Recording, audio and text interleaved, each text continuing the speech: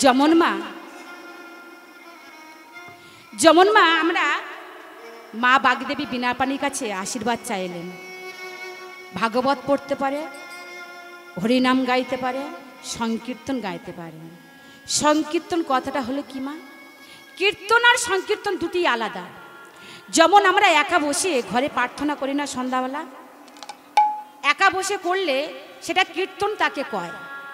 আর এই আপনারা আমি এই যে সবাই একত্রিত হয়েছে এই হরিসভাতে সবাই মিলে যেটা গাইছি এটাই বলে সংকীর্তন, এটাই সংকীর্তন তাকে কয়। তাই মা বাগদেবী বীণাপাণির কাছে চাইছে ও মা ও যেন সংকীর্তন গাইতে পারে। যখন মা দেখতে দেখতে গোকুলের বয়স যখন,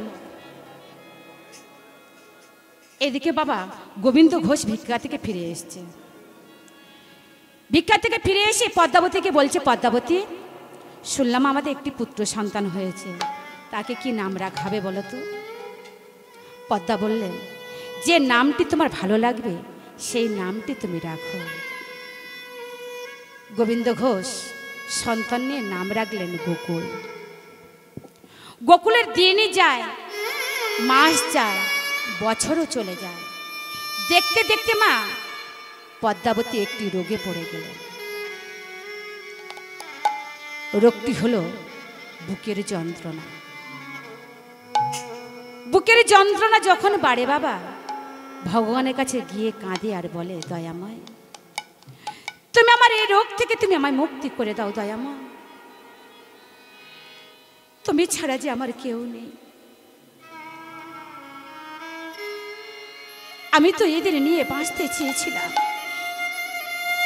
তোমার কাছে কিছু না চেয়ে আমি কত কিছু না পেয়েছি দয়াময়।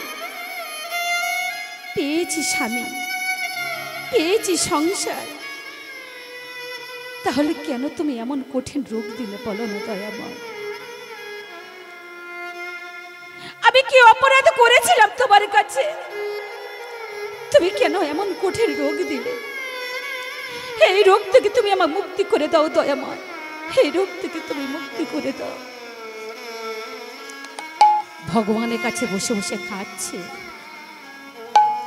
আর কি বলছেন জানেন মা?